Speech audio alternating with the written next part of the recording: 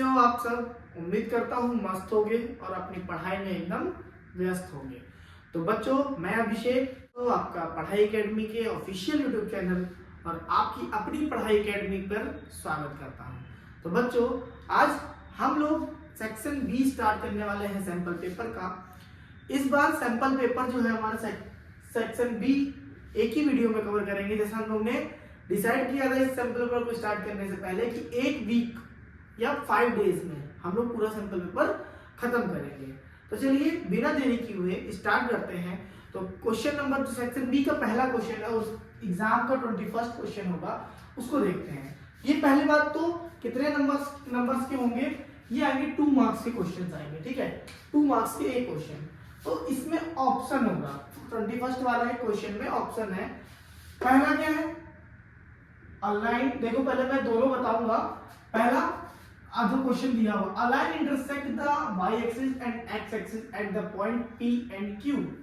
एक हम इसको एक्सिस बना लेते हैं। ये हमारा एक्सिस है, ये हमारा कौन सा एक्सिस होता है? x axis. ये होता है हमारा y एक्सिस। एक लाइन है जो x एक्सिस और y एक्सिस को कट करती है respectively. If 2, -5 is the mid point of PQ। 2, -5 किस कोऑर्डिनेट में आएगा? प्लस माइनस, मतलब कि हमारा आएगा आपका प्लस किसमें है? प्लस हमारा x है। x प्लस किसमें होता है? एक तो इसमें होता है और एक इसमें होता है, तो कुछ यहाँ पे आएगा हमारा, ठीक है। हम लोग ऐसे ड्रॉ कर देते हैं। माइनस है ना, तो प्लस माइनस इधर चलेंगे तो ये कुछ अप्रॉक्स माइनस, ये मिड पॉइंट होगा 2, -5। ये x एक्सिस पे काट रहा है, ये y एक्सिस पे काट रहा है। अब आपको क्लियर दिख रहा है कि ये जो y एक्सिस पे काटेगा तो उसमें x की वैल्यू 0 होगी, 0, y लेंगे। ये जो x एक्सिस पे काटेगा x, 0 लेंगे। ठीक है बच्चों, क्लियर है ना? इसमें कोई डाउट हो तो प्लीज बताना। अब देखो, लेट तो कर लिया। लेट द पॉइंट रिप्रेजेंट कैसे करना होगा आपको कॉपी में, नोटबुक में वो बता देना। लेट द पॉइंट, या पॉइंट सॉरी, यहाँ क्या लिखेंगे? यहाँ लिखेंगे हम लोग let the coordinates of P and Q। क्या होगा? P को हम लोग मान लेते हैं 0। P क्या है? y एक्सिस वाला P है, एक्सिस वाला Q है। P को माना 0, y एंड Q को माना x, 0। ठीक है। अब मिडल, हमको मिड पॉइंट दिया हुआ है। मिड पॉइंट का क्या फॉर्मूला होता है? Mid point is equal to mid point का फॉर्मूला क्या होता है? x1 प्लस, ये मिड पॉइंट पहले तो क्या आएगा? मिड पॉइंट जो आएगा इस फॉर्म में आएगा x, y is equal to आएगा x1 plus x2/2, y1 plus y2/2। ये हमारा मिड पॉइंट का फॉर्मूला है। x, y की वैल्यू कितनी दी है? 2, -5। x1 क्या है? x1 0 है। x2 क्या है? x है, 0 प्लस x/2, y1 क्या है? y है, y2 क्या है? 0 है। तो कुछ इस टाइप से हमारा आ गया। अब यहाँ पे हमको मिलेगा 2, -5 is equal to x/2, y/2। ठीक है। अब इसको कंपेयर कर लेते हैं। To compare the points, compare the coordinates. x/2 is equal to 2, यहां से आया x की वैल्यू 4। ठीक। Same y/2 is equal to -5, यहां से आया y की वैल्यू -10। सो हमारे कोऑर्डिनेट्स क्या होंगे? इसकी वैल्यू होगी 0, -10। इसकी वैल्यू होगी क्या? 4, 0। ठीक है बच्चों, ये हमारा आंसर हो गया। चलो नेक्स्ट जो इसका ऑप्शनल है उसको भी देख लेते हैं।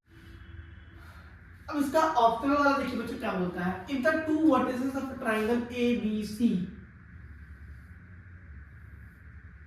To vertices of angle A B C are A B and centroid of triangle is origin.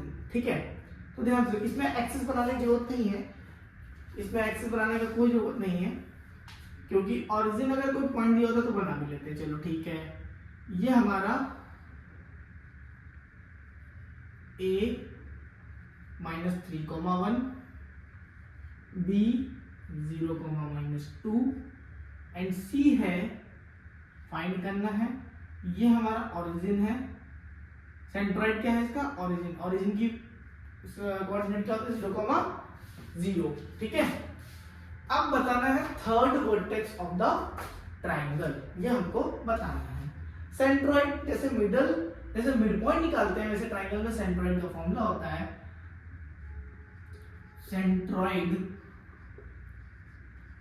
Of triangle A B C. इसको लेट कर लेते हैं x, y, तो इसको कहेंगे x1 plus x2 plus x3 whole upon में 3, y1 plus y2 plus y3 whole upon में 3। x1 कितना है -3 plus 0 plus x bye 3, y1 है 1 प्लस यहाँ प्लस माइनस माइनस का 2 प्लस y होल अपॉन 3। इसकी वैल्यू सेंट्रॉइड की कितनी 0,0। अब थोड़ा इधर उधर लेफ्ट राइट कर लेते हैं। यहाँ पे आएगा x -3/3, यहाँ पे आएगा y -1/3 इज इक्वल टू 0,0। ठीक है, कंपेयर कर लेते हैं। To compare the coordinates x -3/3 is equal to 0, तो x की वैल्यू कितनी आ गई, x -3 इज इक्वल टू भी 0 होगा। x की वैल्यू कितनी आ जाएगी, x की वैल्यू आ जाएगी 3। Similarly y -1/3 is equal to 0, तो y -1 is equal to 0, y की वैल्यू कितनी आ गई 1 आ गई। So the coordinates of third vertex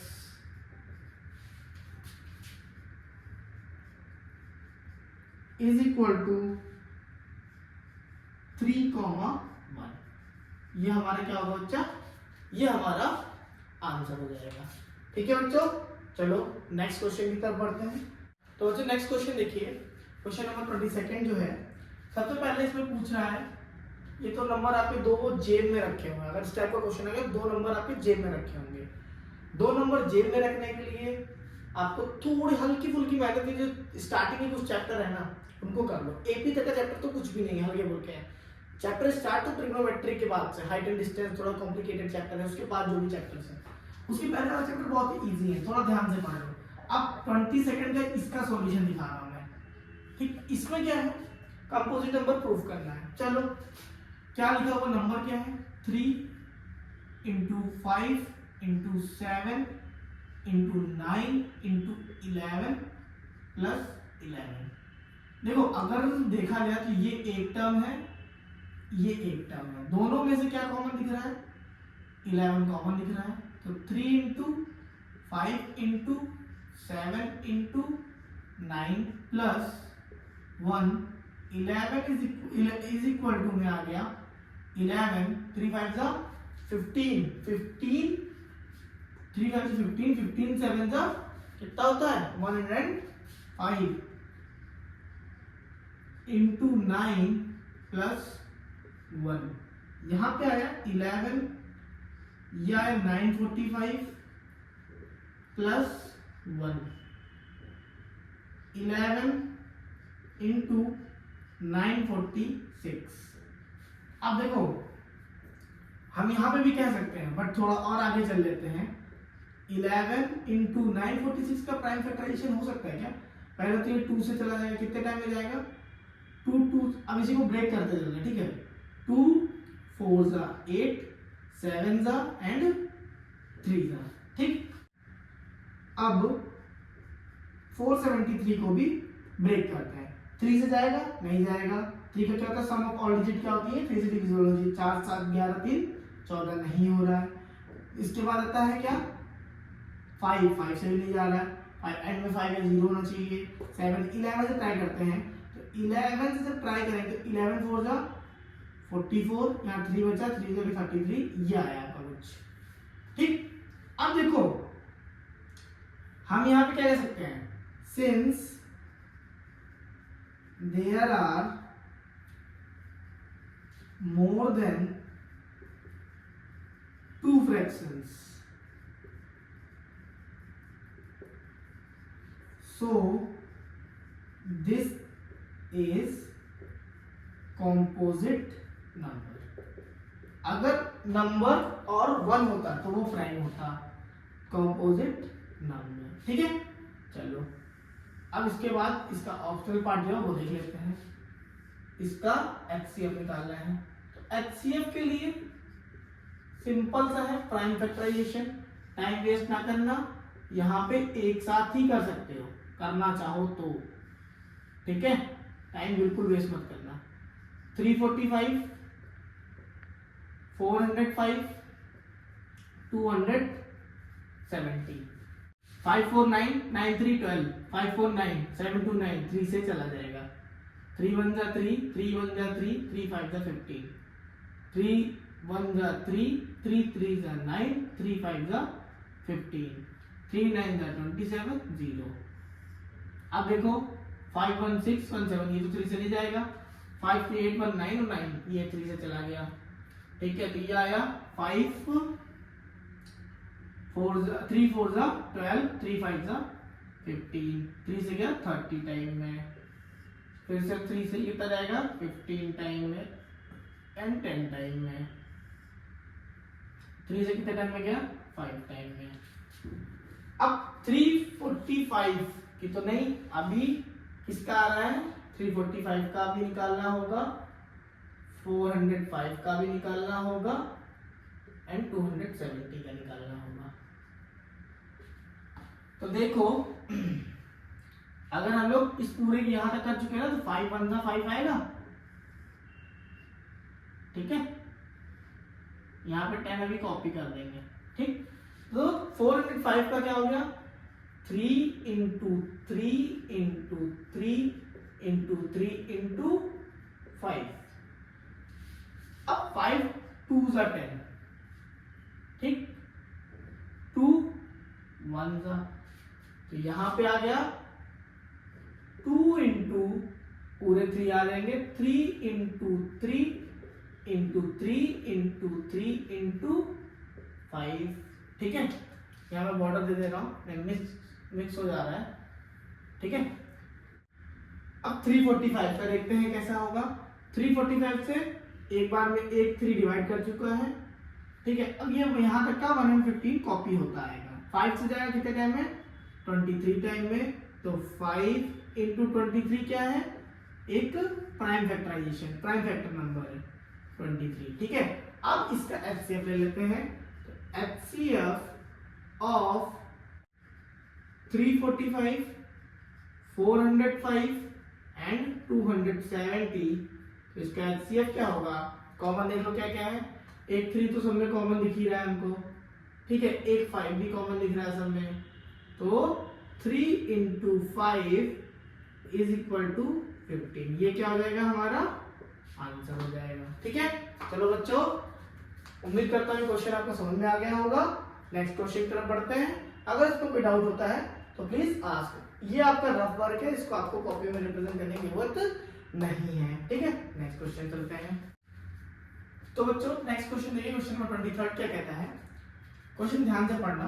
question में ही आपको आंसर, क्वेश्चन में ही क्या आप करना है वो पता चल जाता है, आंसर पता चल जाता है।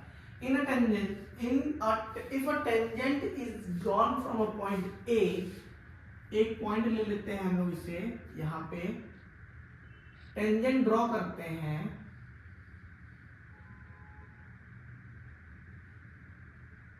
ये पॉइंट ए हो गया, which is located 5 centimetre away from the centre, ये मान लो हम इसे सेंटर कह देते हैं, तो इसकी डिस्टेंस कितनी हो जाएगी यहाँ से यहाँ तक 5 सेंटीमीटर, ये कितना दिया हुआ है 5 सेंटीमीटर, इसको मीट कर देते हैं, ये 90 डिग्री हो जाएगा। एंड हैज लेंथ, मतलब टेंजेंट की लेंथ कितनी दी है 4 सेंटीमीटर दी है। Then calculate radius of the circle, radius of circle निकालना है, तो इसको दे देते हैं नाम बी, इसको नाम देते हैं ओ। अब ध्यान से देखो, अगर इन ट्राइंगल ए बी ओ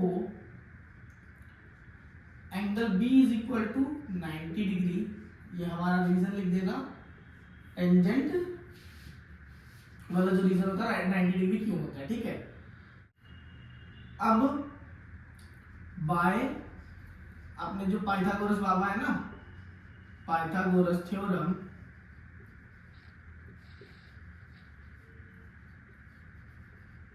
क्या कहता है पाइथागोरस थ्योरम, कहती है पाइथागोरस थ्योरम कि हाइपोटेन्यूज का square is equal to perpendicular का स्क्वायर प्लस बेस का स्क्वायर। हाइपोटेन्यूज क्या है, हाइपोटेन्यूज अगर यहाँ पे देखेंगे तो ये लॉन्गेस्ट साइड होती है, ये 5 दी है, परपेंडिकुलर हमको फाइंड करनी है, ओबी हमको फाइंड करना है, बेस क्या दिया हुआ है, अगर हम इससे बात कर रहे हैं ना तो ये परपेंडिकुलर हुआ ना, तो बेस क्या दिया हुआ 4 का स्क्वायर, ये हो गया 25 minus 16 is equal to OB square. OB की वैल्यू कितनी हो गई, अंडर रूट में 9, ओबी की वैल्यू कितनी आ जाएगी 3 सेंटीमीटर, ये क्या हो जाएगा हमारा आंसर है। ऐसे क्वेश्चन एक ना एक जरूर आते हैं पेपर में, ठीक है, मेनली एमसीक्यू में होगा, नहीं 2 मार्क्स में होगा, तो ये आपके 1 या 2 नंबर पक्के हैं, जेब में चले गए। आगे बढ़े, आगे और क्वेश्चन करते हैं और मार्क्स जेब में लाते हैं। तो बच्चों नेक्स्ट क्वेश्चन देखिए, एपी चैप्टर का है 24th question. Amit saves 20 rupees in first day of a week. Amit ने पहले दिन, फर्स्ट डे मतलब ए बोल दो, A is equal to 20 rupees दिया, छुप कर उसने सेव किया, and then increases her daily saving by 5 rupees. तो A1 इतना था, दूसरे दिन कितना किया, डे 2, डे 1, डे 2 उसने किया 25 रुपीज, फिर डे 3 में कितना किया, ठीक है, समझाने के लिए कर रहा हूं, रुपीज 30। अब कैसे क्वेश्चन करेंगे, तो ए की वैल्यू कितनी है, ए की वैल्यू दी है 20, डी की वैल्यू कितनी दी है, डी की वैल्यू दी है 5, क्योंकि 5 पर हर दिन 5 रुपए बढ़ा रहा है, ठीक है, 5 रुपए सेव कर रहा है। If in then increases her daily saving, पहले दिन 20 किया, फिर दूसरे दिन 5 बढ़ाया 25 हुआ, उससे 25 से 5 बढ़ाया फिर 30 हुआ, तो डी इज इक्वल टू 5। अब बता रहा है इफ एन डेज उसने सेविंग करी, कुछ एन नंबर ऑफ डेज है उसमें उसने सेविंग करी, टोटल सेविंग दी है, मतलब S N is equal to दिया है 425, एन की वैल्यू निकालनी है। एस एन का फॉर्मूला क्या होता है, N by 2, 2a plus N minus 1 into D. S N की वैल्यू कितनी दी है 425, इंटू इस 2 का मल्टीप्लाई कर दो, एन 2 की 2a इंटू 40a इंटू 22 40 हो गया, प्लस 5n माइनस 5, डी की वैल्यू 5 है, 5n माइनस 5, तो यहाँ कितना हो जाएगा, यहाँ हो जाएगा आपका 400 का होता है 850 इज इक्वल टू n, ये हो गया 35 प्लस 5n, यहां से बचा 35n, सेम करते हैं 850, ये 8 लिखा बच्चों, 850 is equal to 35n plus 5n square. 5 अगर कॉमन ले लेते हैं, ठीक है, तो ये कितना हो जाएगा, 5 से डिवाइड हो जाएगा ना, तो डायरेक्ट कर दें, चलो अच्छा नहीं करते हैं। 850 अपॉन 50 इज इक्वल टू क्या होगा, 5 7 7 जा n प्लस n स्क्वायर। अब इसको करोगे तो ये आएगा, कितना टाइम जाएगा, 170 आएगा, ठीक है, is equal to 7n plus n square. n square plus 7n minus 170 is equal to 0। अब स्प्लिटिंग द मिडिल टर्म लगा के यहाँ पे आपको क्या करना होगा, इस क्वेश्चन को सॉल्व करना होगा। स्प्लिटिंग द मिडिल टर्म लगाओ, ऐसा लगाना है कि मल्टीप्लाई करने पे क्या है, मैंने इसकी ट्रिक भी बताई थी। ट्रिक अगर आपको याद हो तो मैं ट्रिक इस ब्लू पेन से कर रहा हूँ। n square plus 7n minus 170 is equal to 0। मैंने कहा था n को तोड़ लो, तो n 170 को ऐसे तोड़ना है कि 170 को ऐसे तोड़ना है कि ऐड या सब्ट्रैक्ट करने में क्या मिले, 7 मिले। तो 17 को भी तोड़ते हैं, 17 को 17 इंटू 10 कर लेते हैं। 17 इंटू 10 कितना होगा, 170 होगा। ब्रेक करने पे क्या आएगा, ब्रेक करने पे 17 माइनस 10 प्लस का 7। अब जरा ध्यान से देखो, हमें 7 किसका चाहिए, प्लस का चाहिए, तो प्लस किस वाले डिजिट में आएगा, बड़े वाले डिजिट में आएगा। छोटी वाले डिजिट में क्या आएगा, माइनस आएगा। तो फैक्टर क्या बनेगा, n plus 17 into n minus 10, ठीक है। अब इसका कोई डाउट हो तो इसको क्रॉस चेक कर लेते हैं। n स्क्वायर प्लस 17n, ठीक है, माइनस 10n माइनस 170 कितना हुआ, n स्क्वायर प्लस का 10n माइनस 170। तो इसका आंसर क्या हो जाएगा, हमें निकाला गया था find the value of n। n is equal to होगा, एक तो आ गया 10, एक माइनस 17। तो माइनस 17 हम लोग कंट्रोल नहीं करेंगे, तो n की वैल्यू कितनी हो गई, 10। कितने दिन उसने सेविंग करी, 10 डेज, ठीक है। ऐसे ही शॉर्टकट के लिए आप शॉर्ट्स वाले जो वीडियोस हैं उनको देख सकते हो। इस वाली शॉर्टकट बहुत अच्छी मैंने बताई थी, ऐसे बहुत सारी शॉर्टकट्स बताई हुई हैं।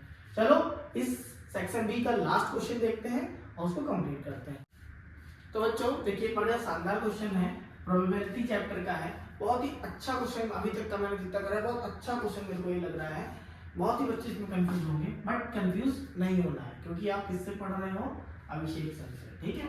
अभिषेक सर आपको सब कुछ बताएंगे। तो चलिए बताते हैं क्या होता है। Prove that if a number x is chosen at random from these 5 digits, 5 numbers, then the probability that x square less than 2।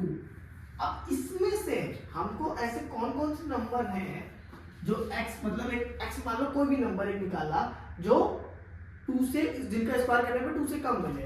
तो पहले तो हमारा टोटल इवेंट में क्या वो आएगा, टोटल इवेंट आएगा -2 -1 0 1 2, ठीक है। तो नंबर ऑफ इवेंट कितना हो जाएगा, 5 हो जाएगा। अब फेवरेबल कंडीशन क्या होगी, -2 का स्क्वायर करेंगे तो कितना आएगा, 4 आएगा। 4 क्या 2 से कम है, नहीं, तो ये तो आ ही नहीं सकता। -1 का स्क्वायर करेंगे कितना आएगा, 1, कितना 2 से कम है, हाँ, तो -1 हो गया। 0 का स्क्वायर करने पे 0 कम है, 1 का स्क्वायर करने पे 1, तो n of favourable is equal to कितना हो गया, 3। तो प्रोबेबिलिटी कितनी हो जाएगी, प्रोबेबिलिटी वो भी किस चीज की, x square is less than 2 is equal to होगा nf अपॉन n e, मतलब फेवरेबल कितना है 3 अपॉन 5 हमको क्या करना था, ये प्रूफ करना था। तो PE is equal to 3/5, hence proof. ठीक है बच्चा, आज के लिए इतना ही रखते हैं, मिलते हैं नेक्स्ट क्लास में। नेक्स्ट सेक्शन करेंगे, सेक्शन सी होगा, उसमें बहुत थोड़े लेंथी क्वेश्चन होंगे क्योंकि वो 3 मार्क्स वाले क्वेश्चन होते हैं। तो 3 मार्क्स वाले अभी हम लोग ने 1 मार्क्स वाले अपनी जेब में कर लिया, 2 मार्क्स वाला भी अपनी जेब में रख लिया है। अब पेपर आने का बस इंतजार है, उसको हम लोग जेब से निकालना है। ठीक है, तो बच्चों चलो मिलते हैं नेक्स्ट क्लास में। तब तक के लिए आप पढ़ते रहिए और स्वस्थ रहिए। ठीक है, take care, bye bye and all the best.